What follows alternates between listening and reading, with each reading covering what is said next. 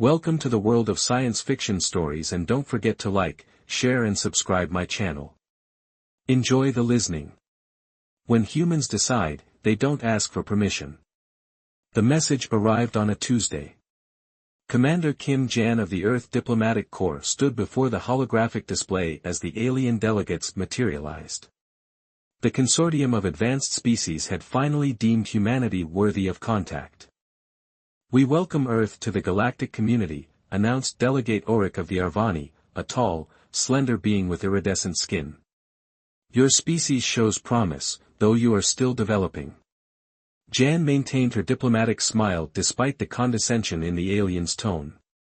She hadn't spent 15 years rising through military ranks to be patronized. "The consortium has protocols for developing species," Auric continued. "For your safety, human expansion beyond your solar system will be restricted. The Arvani will serve as your mentors." That evening, Jan sat in her office reviewing the guidelines the consortium had provided. Humanity, despite achieving faster-than-light travel independently, was being treated like a child among adults.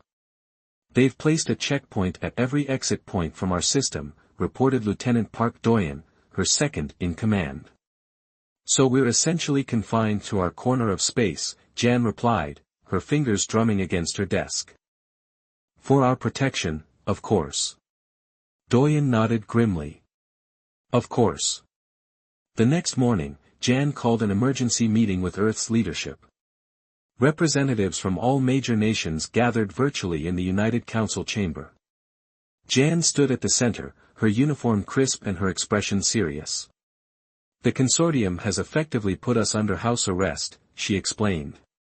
"They claimed it's temporary, but their documents suggest decades of oversight before we might earn greater freedom." President Ba leaned forward. "Do we have a choice? Their technology far exceeds ours." "That's what they want us to believe," Jan replied. "But our scientists have analyzed the data they shared. The gap isn't as wide as they suggest." Defense Minister Han frowned. "Are you suggesting we reject their terms?" "No," Jan said. "I'm suggesting we play along while preparing alternatives." 6 months passed. The Arvani established an embassy on Earth and began cultural exchange programs. They shared carefully selected technological insights while collecting vast amounts of data on human society. Jan was assigned as the primary liaison. Each day she met with Auric and his team, answering their questions while asking her own. The Arvani seemed genuinely curious about humans, but their curiosity had an edge to it, like scientists studying interesting specimens. "Your species adapts remarkably quickly," Auric noted during one meeting. "It's both your strength and your greatest risk." "Risk?" Jan asked innocently. "Many developing species burn brightly but briefly," Auric explained. "They advance too quickly and self-destruct. The consortium's guidance prevents such tragedies." After the meeting, Jan met secretly with her team in a secure room designed by Earth engineers to block all known surveillance methods. "They're afraid of us," she told them. "Not now, but what we might become." Doyen displayed the data they'd gathered. "We've identified 7 other developing species under consortium supervision. All have been restricted for at least 200 years. "So much for temporary oversight," muttered Captain Nam. Jan nodded. "I've been authorized to implement Phoenix Protocol. We smile and comply officially while building our strength privately." The team worked tirelessly. While the official Earth government cooperated with consortium representatives, a shadow research division operated in hidden facilities across the planet and beneath the lunar surface. 3 years into the mentorship, Jan received a coded message during a routine inspection of the lunar colony. She excused herself from Auric's presence and found Doyen waiting in a maintenance tunnel. "We've done it," he whispered. "The barrier shield works. We can hide an entire ship from their sensors." Jan kept her face neutral despite her excitement. "How soon can we test it beyond orbit?" 2 weeks. The prototype vessel is almost ready. The prototype was named Sparrow, small, unassuming, but designed to fly where others couldn't see. It carried Earth's best stealth technology combined with reverse-engineered consortium systems. On launch day, Jan met with Ulrich for their weekly progress report. She discussed Earth's advancements in the approved fields while the Sparrow slipped away from the dark side of the moon, crewed by Doyen and a small team of specialists. "Your people learn quickly," Ulrich said, seeming pleased. "Perhaps in another decade, we might discuss limited exploration rights to your neighboring systems." "We appreciate your guidance," Jan replied, checking her watch discreetly. The Sparrow would be approaching the checkpoint now. For 3 tense hours, she maintained pleasant conversation while receiving periodic coded updates through her neural implant. Finally, the message she waited for arrived: "Bird has flown the nest." The Sparrow had passed the checkpoint undetected. Humans had just taken their first unsupervised step into the galaxy. Over the next year, the Sparrow made 12 covered missions, mapping nearby systems and gathering intelligence about the wider galaxy. Each time they returned with more concerning news. "The consortium isn't just restricting us," Doyen reported after their latest mission. "They're exploiting resources in systems they've declared off-limits to developing species." Jan reviewed the evidence. The consortium had claimed certain regions were too dangerous for younger species, yet their own mining operations thrived there. Others were supposedly protected for cultural preservation, yet advanced consortium research stations orbited primitive worlds. "They're not mentors," she concluded. "They're gatekeepers." The turning point came unexpectedly during a routine diplomatic function. An intoxicated junior member of the Arvani delegation approached January. "You know, we weren't always mentors," he said quietly. "My grandfather told me stories. The Arvani were once like you, restricted, guided, controlled. It took us 3 centuries to earn our place. And now you do the restricting," Jan observed. The Arvani looked ashamed. "The alternative is worse. Species that resist consortium oversight tend to disappear." The next day, Jan presented this information to Earth's Security Council. "We have 2 options," she concluded. "Continue this charade for centuries until they deem us worthy, or take our future into our own hands." President Ba looked troubled. "If we openly defy them, we risk everything." "True independence always carries risk," Jan replied.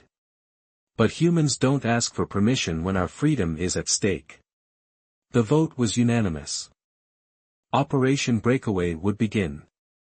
As Jan left the chamber, she smiled for the first time in years.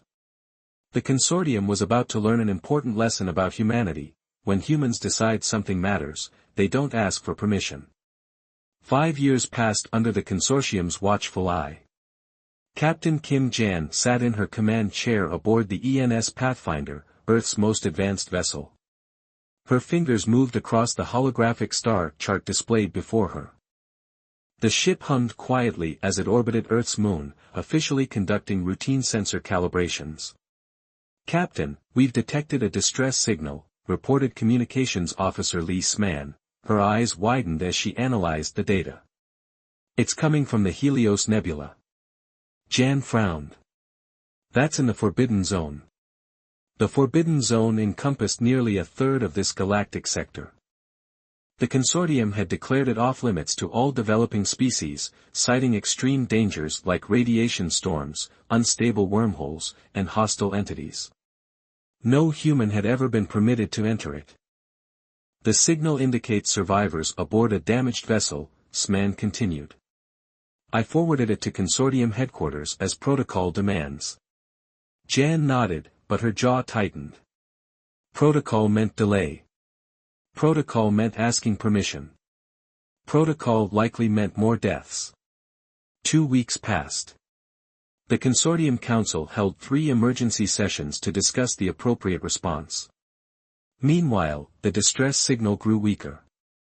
Jan attended each video meeting, watching with growing frustration as representatives debated the political implications of a rescue mission. The Arvani delegation insisted on caution, recommending a specialized team be assembled and properly equipped. The preparations will take another week, Auric explained during the latest session. We must follow proper procedures. The signal is failing, Jan countered. There may not be survivors left in a week. That would be unfortunate, another consortium member stated flatly. But rushing into the Forbidden Zone unprepared would be reckless. The Pathfinder is not equipped for such dangers. After the meeting ended, Jan sat alone in her quarters aboard the Pathfinder. On her desk sat a small stone from Earth's Jeju Island, a reminder of home. She picked it up, feeling its weight in her palm. 5 years of asking permission. 5 years of being told to wait. 5 years of humanity being treated like children. Her decision crystallized in that moment. She activated her communication panel. Assemble all senior officers in the tactical room immediately. 20 minutes later, Jan faced her command crew. Their faces showed curiosity mixed with concern. The consortium won't act in time, she told them directly. I'm taking the Pathfinder to the Helios Nebula to rescue the survivors. Silence filled the room. Engineer Kong rubbed his beard nervously. Captain, he said, that's a direct violation of consortium directives. It is, Jan agreed. This is voluntary. Anyone who wishes to remain behind will face no consequences. I'll note in my log that you followed orders. She looked at each officer in turn. I won't order any of you to risk your careers or possibly your lives. This is my decision alone. Not a single officer left the room. Navigator Park spoke first. We have enough fuel to reach the Helios Nebula in 3 days at maximum speed. The rescue pods are fully stocked, added Medical Officer Yun. I can mask our emission signature for approximately 12 hours, offered Tactical Officer Choi. It won't fool them forever, but it might give us enough head start. Jan felt a surge of pride. This was humanity at its best. Prepare the ship. We depart in 2 hours. The Pathfinder slipped away from Earth's orbital dock under the cover of a routine exercise. The ship's official flight plan showed a journey to the outer solar system to test new sensor arrays. By the time the Arvani realized what had happened, Jan and her crew were already approaching the boundary of the Forbidden Zone. Warnings flashed across the command screens as they crossed the invisible line. We're receiving automated alerts, Sman reported. The consortium is ordering us to turn back immediately. Acknowledge receipt but continue course, Jan replied. An hour later, Auric's face appeared on the main screen. His normally calm demeanor had given way to visible agitation. Captain Kim, you are in direct violation of consortium law. Return to Earth space immediately. We've detected survivors in distress, Jan responded calmly. As per universal maritime and space law, we are obligated to render assistance. The Forbidden Zone is beyond your authority. A consortium rescue team will be dispatched within 5 days. The survivors may not have 5 days. We're already en route and will reach them in 48 hours. Auric's skin pulsed with angry colors. The consequences for this action will be severe. Your government will be sanctioned. Noted. Pathfinder out. Jan cut the transmission. The ship plunged deeper into the Forbidden Zone. Contrary to consortium warnings, they encountered no immediate dangers. The nebula's gases created beautiful patterns of light outside their viewports. Sensors detect no unusual radiation, reported Science Officer Min, no sign of the spatial anomalies we were warned about. Keep alert, Jan cautioned. The danger may be real, even if exaggerated. On the second day, they encountered their first obstacle, a field of debris spanning their flight path. Navigator Park skillfully guided the ship through the maze of twisted metal and rock. Some of this debris appears artificial, Min noted. And very old. Signs of a battle? Jan asked. Possibly. The damage pattern suggests weapons fire. They continued forward.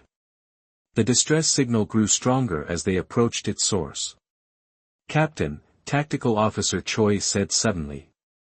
"I'm detecting an energy signature. It's not from the damaged ship." "Hostile?" "Unknown, but it's large and moving toward the distress signal." Jan straightened in her chair. "Time to intercept." 4 hours. Approximately the same time will arrive. Push engines to maximum. We need to get there first.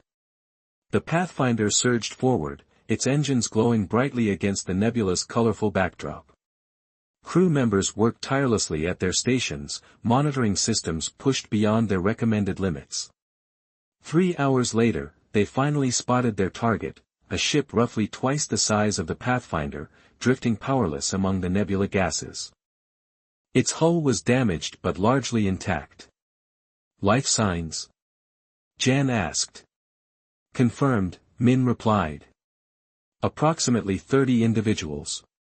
Species unknown." "And the approaching energy signature?" 20 minutes out, Captain." Jan made her decision. "Prepare for emergency docking and rapid evacuation. I want those survivors aboard in 15 minutes. The crew moved with practiced efficiency. The Pathfinder extended its docking tube, creating a temporary airlock with the damaged vessel. Security teams went in first, followed by medical personnel. Inside, they found beings unlike any humans had encountered before. They stood on 4 limbs with slender torsos and facial features that reminded Jan of Earth's sea creatures. The aliens reacted with surprise and then relief at the sight of the rescue team. One stepped forward, activating a translation device. "You are not Consortium?" "No," Jan replied. "We're humans from Earth. We received your distress call." "The Consortium ignored us," the alien said, "as they have for decades." Before Jan could respond, Choi's voice came through her communicator. "Captain, the energy signature has accelerated. Arrival in 5 minutes. Complete evacuation now." Jan ordered as the last survivors boarded the Pathfinder. The mysterious energy signature revealed itself, a Consortium battle cruiser emerging from light speed. "All hands prepare for emergency departure," Jan announced. "We're leaving with our new friends." The Pathfinder detached from the damaged vessel just as the battle cruiser opened fire, not on them, but on the abandoned ship, which exploded in a flash of light. "They're destroying the evidence," Jan realized aloud. "Maximum speed. Take us home." The Pathfinder turned and accelerated away from the explosion, carrying its crew and the rescued aliens toward Earth and toward a confrontation that would change the course of human history in the stars. The crashed ship was wedged between 2 asteroids, its hull breached in multiple places. The Pathfinder hovered nearby, scanning the wreckage. Captain Jan stood on the bridge, watching the main screen with concern. The damaged vessel looked worse than they had expected. "Their life support is failing," reported Science Officer Kong Ji. Her fingers moved quickly across her control panel as she analyzed the data. "And there's a spatial anomaly forming nearby. We have maybe 3 hours before it engulfs their position." Jan frowned. This was more dangerous than they had anticipated. The ship was not simply damaged, it was trapped between 2 massive asteroids that were slowly crushing it, and now a strange space distortion was growing nearby, threatening to swallow everything in its path. The communication system beeped. On the screen appeared the stern face of an Arvani commander. "Return immediately," the alien ordered. "You have violated Consortium law by entering the Forbidden Zone. A specialized rescue team will be dispatched after proper assessment."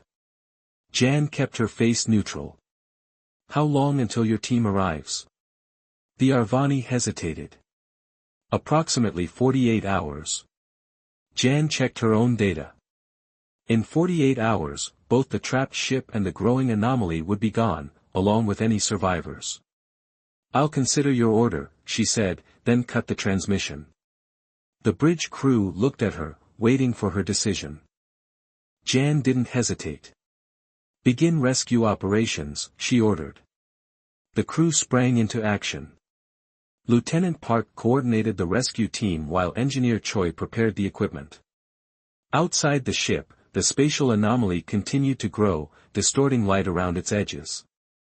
Standard equipment won't work near that anomaly, Choi reported after initial scans. The magnetic interference is too strong. Jan joined him in the equipment bay. What can we do? Choi scratched his head, then pointed to the shield generators. We could repurpose these, create a stable corridor to the damaged vessel. It's risky but possible. Do it, Jan said. The next hour was a blur of activity. Choi and his engineering team worked frantically, modifying equipment that was never designed for this purpose. When standard tools failed, they improvised, creating solutions from available materials. The anomaly is growing faster than predicted, Ji's voice came through the communication system. We now have less than 2 hours. Choi looked up from his work, sweat dripping from his forehead. We're ready to test the shield corridor. Jan nodded. Proceed. Outside the ship, energy beams shot from the modified equipment, creating a shimmering tunnel through space. It connected the Pathfinder to the crashed vessel, bypassing the worst of the spatial distortion. It's working. Choi exclaimed. But I don't know how long it will hold. Jan immediately assembled the rescue team. 6 crew members, including herself, prepared to cross through the energy corridor to reach the trapped ship. The atmosphere inside is breathable but toxic with long exposure, Ji warned as they suited up. You have 30 minutes before you need to return. The team entered the corridor. Walking through it felt strange, like moving through thick water while completely dry. The energy field hummed around them, occasionally crackling when the anomaly's interference grew stronger. They reached the damaged ship and cut through the sealed airlock. Inside, the air was thin and cold. Emergency lights cast red shadows across twisted metal corridors.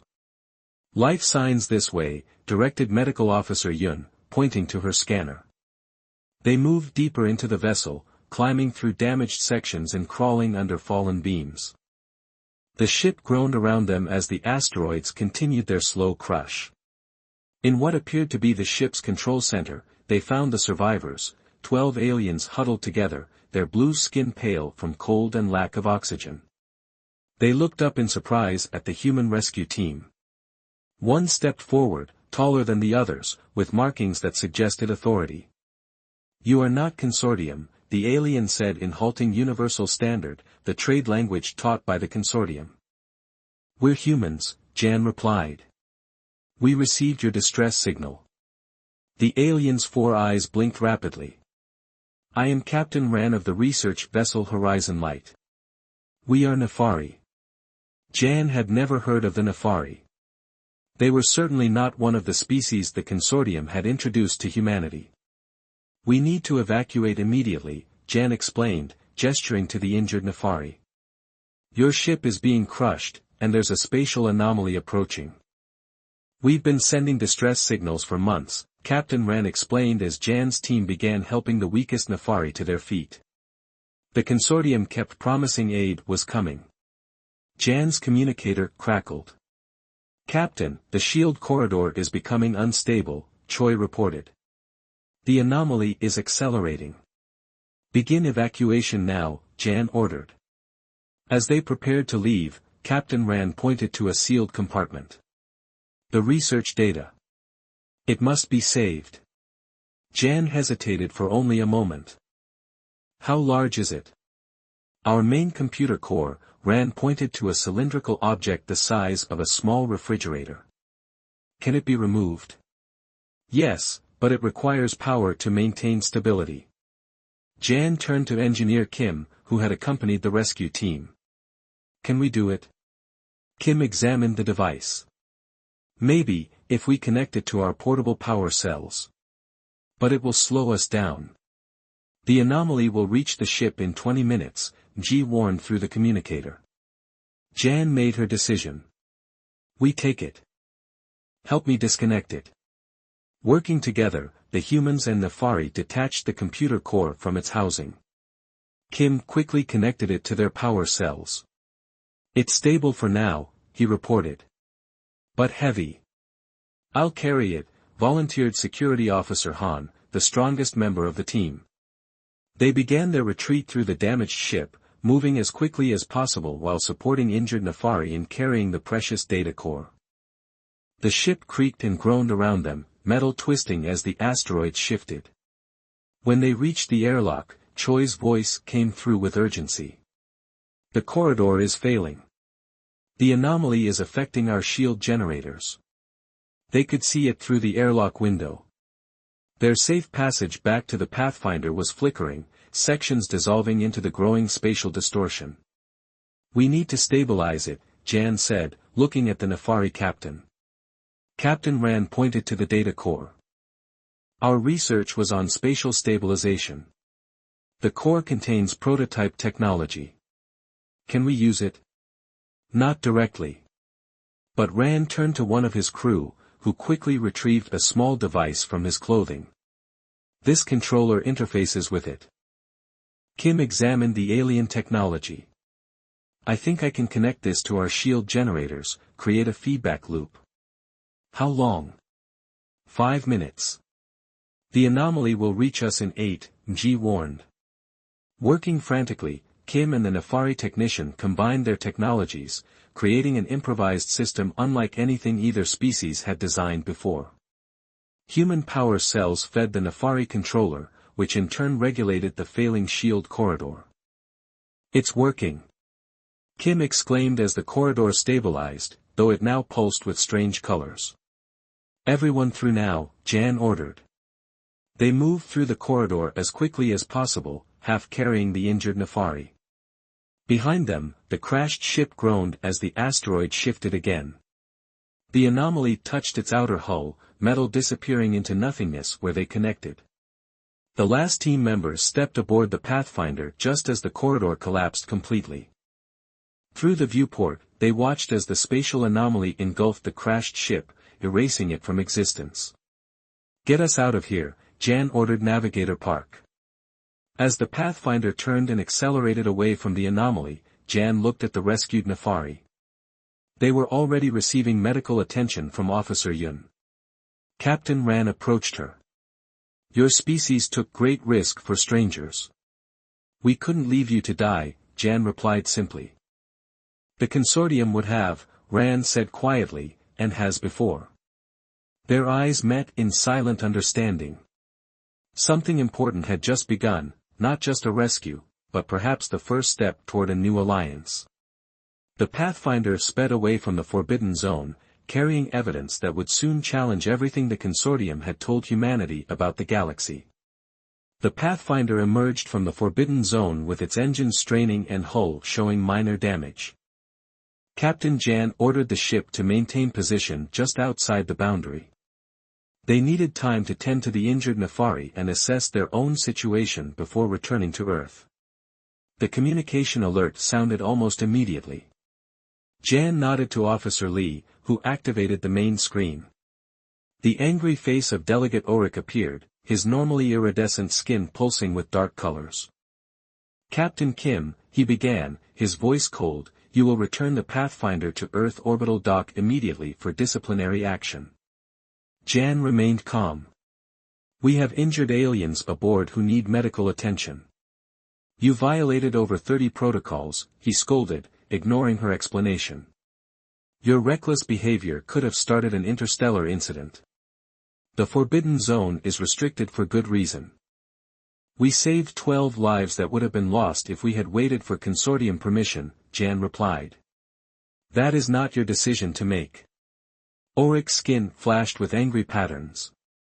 "The Consortium Council will determine appropriate sanctions against Earth for this violation. Return immediately." Instead of arguing further, Jan simply nodded. "We'll set course for Earth.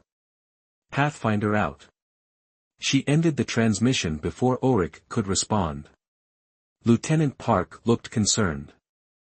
"Are we really going back to face punishment?" "Eventually," Jan answered. "But first, We need to understand what we found. She turned to Science Officer Mji, who was working with two of the healthier Nefari to access their rescued data core. The alien device hummed quietly in the science lab, connected to the ship systems through a maze of improvised adapters. "How's it coming?" Jan asked. Mji looked up from her screen. "Captain, you need to see this," she said quietly. Jan approached the workstation. On the screen, star maps and resource surveys filled multiple windows. Mji pointed to highlighted regions. "This is the Forbidden Zone according to consortium maps," she explained, then swiped to a new image. "And this is what the Nefari have mapped." Jan studied the difference. There are habitable planets not listed in consortium records. 17 of them, Mji confirmed. "And look at this." She opened another file showing mineral and element surveys. These asteroids contain concentrated deposits of rare elements, the kind essential for advanced technology. The Forbidden Zone isn't dangerous, Jan realized. It's valuable. Exactly, the voice came from behind them. Captain Ran of the Nefari stood in the doorway, supported by one of his crew members. Though still weak, he had insisted on joining the discussion. "Please sit," Jan offered, guiding the alien to a nearby chair.